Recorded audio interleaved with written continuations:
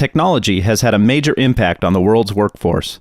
In the last 100 years, we have seen factory automation and robotics displace millions of physical laborers, leading to the knowledge work era. In the last 20 years, the proliferation of computers and the internet have displaced millions of knowledge workers, causing the current shift to what is referred to as the creative economy.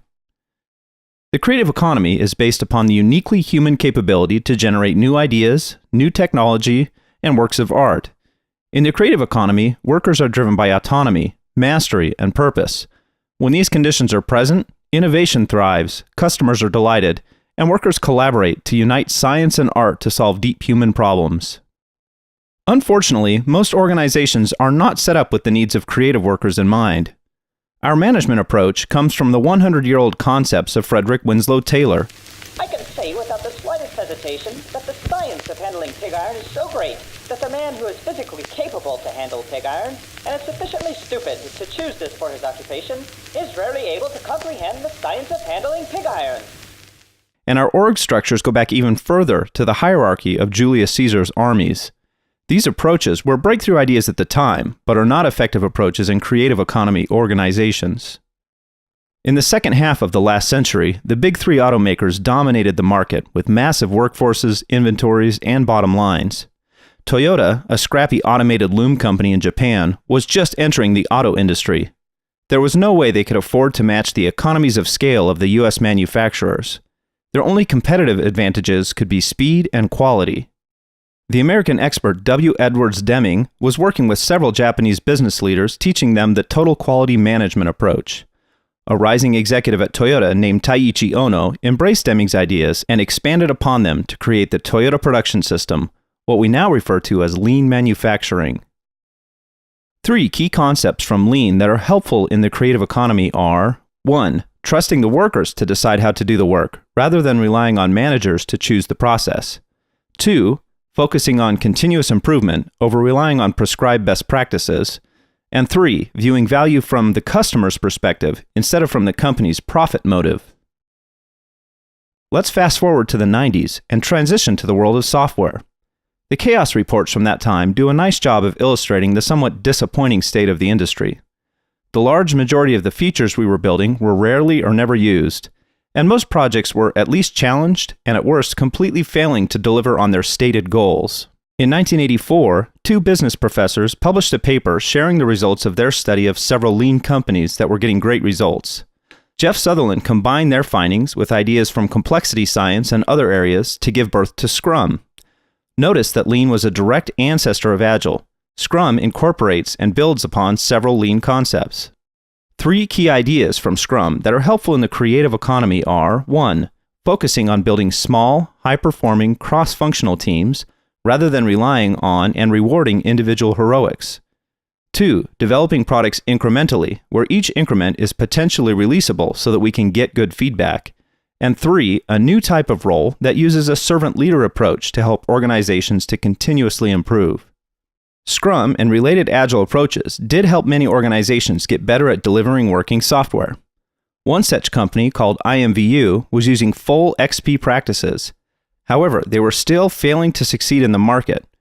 While Agile had helped them build things fast and build them the right way, it had not helped them build the right thing and deliver value to their customers. Eric Ries, the CTO at IMVU at the time, was taking some classes at Stanford from noted business professor Steve Blank, whose approach had helped many startups pivot towards a great product-market fit. Eric combined the ideas from Blank's customer discovery process with lean, agile, and open source into what he called Lean Startup. 3 key ideas from Lean Startup that are helpful in the creative economy are: 1. A focus on working directly with potential customers to develop empathy for their problems and better understand their unmet needs. 2. A rapid, iterative approach to discovering what solutions we might provide to meet those needs. And 3. A shift from thinking about requirements to testing hypotheses in the market prior to investing in actually developing the product. So, while we burn energy debating the merits of these approaches, they are in fact not competing ideas. Lean begat Agile, which begat Lean Startup. They are fully aligned and, used together, are creative economy enablers that create an environment where autonomy, mastery, and purpose are not just posters that HR puts up on the wall. These approaches have emerged in generational waves, about every 20 years. Each new evolution of the mindset enabled us to deal with increasing levels of complexity. When I noticed this 20-year pattern, I began to wonder what might be the next evolution. I discovered some interesting research that shows some emerging and aligned patterns at the organizational level. Let's take a look at some metaphors. Some organizations see themselves as armies with strict hierarchy and processes. Others, like machines where leaders pull levers and the org spits out a result. Agile organizations, like families, strive to balance the needs of everyone involved. And a new pattern is emerging in organizations that see themselves as living systems, evolving without hierarchy towards a shared purpose. 3 key concepts from this emerging organizational paradigm are: 1. Anti-fragile organization patterns, usually completely flat or based on interlocking circles with no managers. 2. A primary focus on achieving a shared evolutionary purpose. And 3. A focus on wholeness, where workers don't feel like they have to be a different person when they're at work. A 2014 Gallup poll shows that only 31% of U.S. workers are actively engaged at work, and Gallup estimates that the 18% that are actively disengaged cost the United States $500 billion a year in lost productivity. The numbers internationally are worse, and I believe that the engagement problem is a root cause of the world economic crisis. It is no wonder that so many organizations are struggling to figure out the engagement problem. All of the advances described in this video were a reflection of a new mindset, and simply adopting the resulting processes is not enough. Combining the concepts of lean, agile, lean startup, and organizational agility provides us with a framework for dramatically improving the level of engagement at work. Old thinking does not create new results. We need to shift from ideas of exerting control and achieving financial profit towards enablement and achieving a shared purpose. There is a paradox here. When we focus on control and profit, we often struggle to succeed, especially over the long term. But when we focus on purpose and engagement, we regularly achieve good outcomes in both the short and long term, including profit. Engaged employees tend to result in happy customers, which tends to result in high profits. Everybody wins.